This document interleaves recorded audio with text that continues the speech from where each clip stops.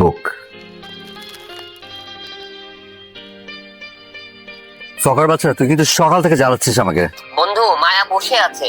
আচ্ছা সত্যি করে বলতো, ওই মেয়ে কি তোর কলিগ না অন্য কিছু? আরে তুই পৌঁছাচ্ছিস কিনা সেইটা বল। তোর পাছায় দুটো লাথি পানো থাকলো, বুঝছিস? রাখ ফোন। জি স্যার। Excuse me. আচ্ছা আমি মায়া নামে একজনকে খুঁজছিলাম। ও ওই যে ওই আপুটা। ও এই নীল রঙের আপুটা? না না না, ওই যে পিছনে, ওই যে সাদা লালের কম্বিনেশন, বই পড়ছে মুখ ঢেকে, ওই আপুটা।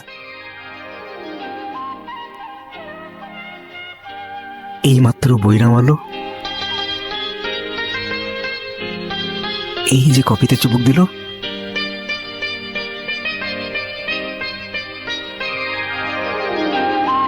গ্রিন অ্যাপেল খাচ্ছে, বেনি করা চুল, কাজল চোখে চশমা, কপালে টিপ, একেবারে হুমায়ুন আহমেদের গল্পের নায়িকাদের মতো দেখতে। এনেই মায়া আপু। ভাবছিলাম ফকের মতো একটা বলদের কলিগ আর একটা ফিমেল বলদ হবে, কিন্তু না, আমার ধারণা ভুল। জীবনের প্রথম নিজের ধারণা ভুল প্রমাণিত হওয়ার কারণে কেন যেন খুশি খুশি লাগছে। অদ্ভুত। মায়া আপুকে দেখে তবদা খেয়ে গেলেন নাকি?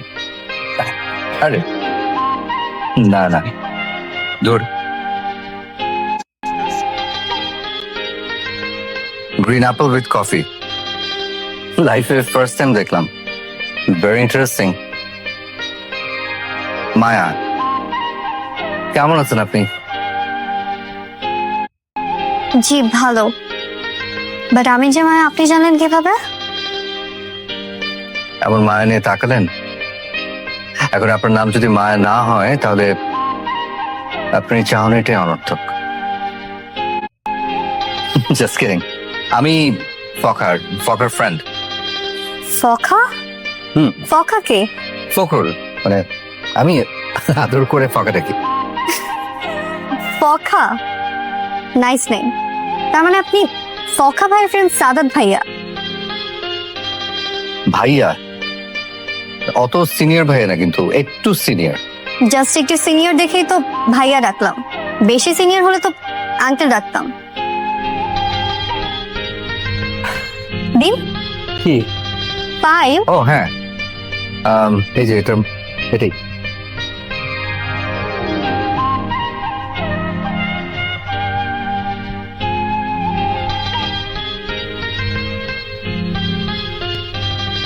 Good, very good. অলমোস্ট সব টপ লেভেলের কোম্পানির ইনফরমেশন আছে, থ্যাঙ্কস টু ফখরুল ভাই। হ্যাঁ, ইস, টপ লেভেলের কোনো কোম্পানিতে যদি জব পেয়ে যায়, আল্লাহ, আমার স্বপ্ন যেন সত্যি হয়। এখন যে জবটা করছেন ওটা নিয়ে হ্যাপি না? এক্সপিরিয়েন্সের জন্য করছি, বাট আমার ড্রিম হচ্ছে দেশের টপ লেভেলের কোনো কর্পোরেট অফিসে জব করা। অ্যাম্বিশন। ড্রিম মানে অ্যাম্বিশন, বাট আমরা বাঙালিরা অ্যাম্বিশন ওয়ার্ডটাকে নেগেটিভ ভাবে নেই। আসি, ভালো থাকবেন।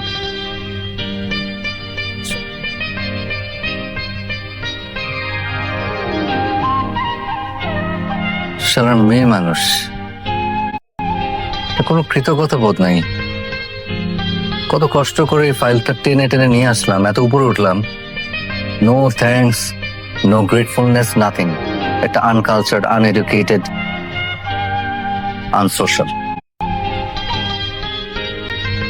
ভাই একটা ক্যাপাচিনো দেন না। এক্সট্রিমলি সরি, আপনাকে থ্যাঙ্কস বলা হয়নি। Thank you. কি হলো? মানে আমি একটু ব্যাকডেটেড তো। ব্রাদার, পৃথিবী এখন সুপার ফাস্ট।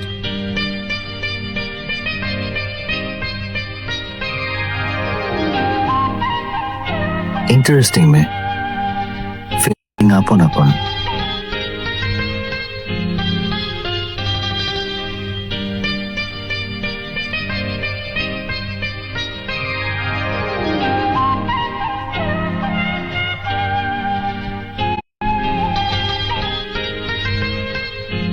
মায়া, মায়া, মায়া শুনছো কি তুমি? কুহু, তোকে না বলছি নাম ধরে ডাকবি না, ফুপি বলে ডাকবি। দাদু বললো যাও মায়াকে ডেকে আনো, তাই আমি মায়া বলছি। দাদু যদি বলতো যাও ফুপিকে ডেকে আনো, তাহলে আমি ফুপি বলতাম। তুমি পেকে চুনা নারকেল হয়ে গেছো। চল। ফুপি চুনা নারকেল কি? চুপ থাকবি পাখনা পড়ি। থাকবো না, আগে বলো।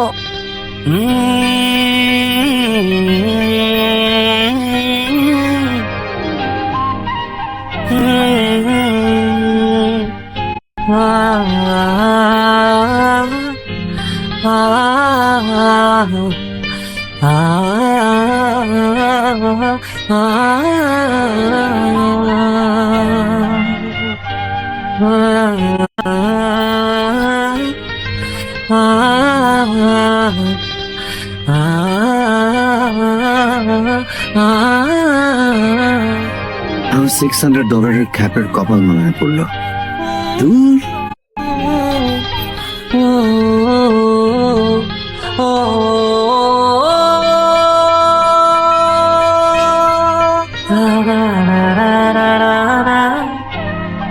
মা, আমি তোমাদেরকে 1000বার বলছি আমার ক্যারিয়ার নিয়ে অনেক বড় গোল আছে।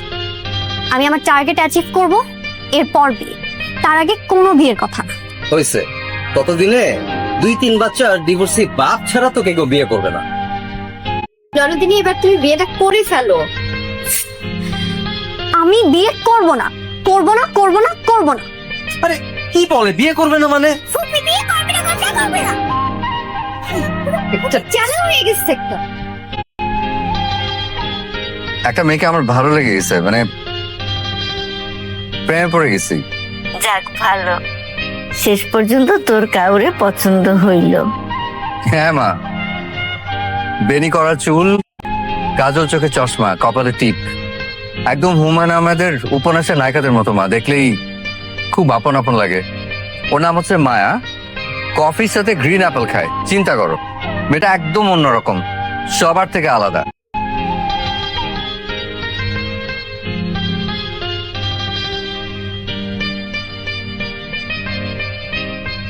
কেমনে তাকাচ্ছিস কেন? তুই একটা ক্যারেক্টারলেস, তোর মতো ক্যারেক্টারলেস বন্ধু আমার দরকার নাই। আমি ক্যারেক্টারলেস মানে? তোর একটা মেয়ের কাছে পাঠাইলাম, তুই কি করলি? তুই বাংলা সিনেমার মতো মেয়েটার সাথে প্রেম বিরতি শুরু করে দিলি। এইটা কি ভাই? শালা, আমি ক্যারেক্টারলেস হইলে তোর বাপ আমার বাপ দুইটাই ক্যারেক্টারলেস। মানে বেটা, এইটুকু ক্যারেক্টারলেস যদি না হয় তাহলে কি তুই আমি পৃথিবীতে আসতাম? ফাইজলামি করবি না স্যার। আমি না বুঝতে পারতেছি না, তুই মায়ের ব্যাপার নিয়ে এত সিরিয়াস কেন? সিরিয়াস হবো না? ও আমার জুনিয়র কলিগ। Junior colleague? আচ্ছা ঠিক আছে, তোর সিরিয়াসনেস তুই থাক। তুই শুনে আমার একটা উপকার কর দোস্ত।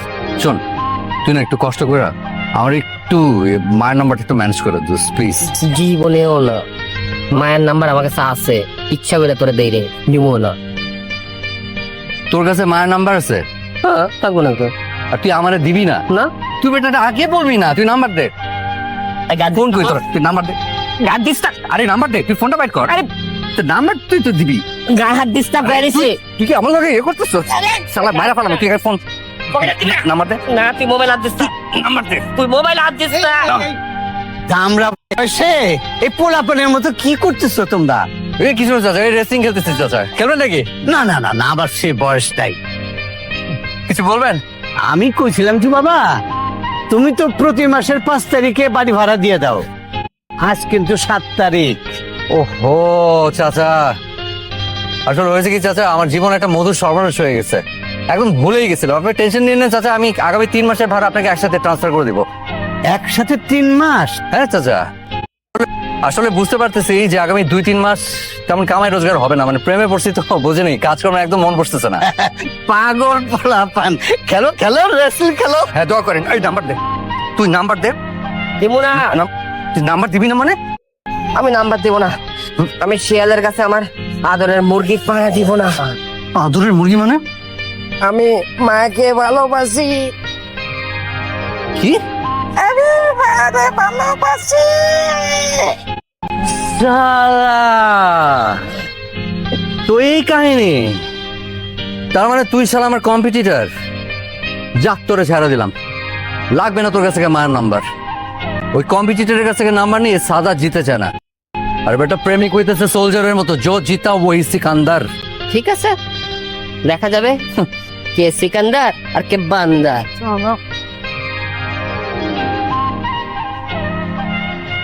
বন্ধু বেঈমান, তোর দ্বারা আমি খাইছি।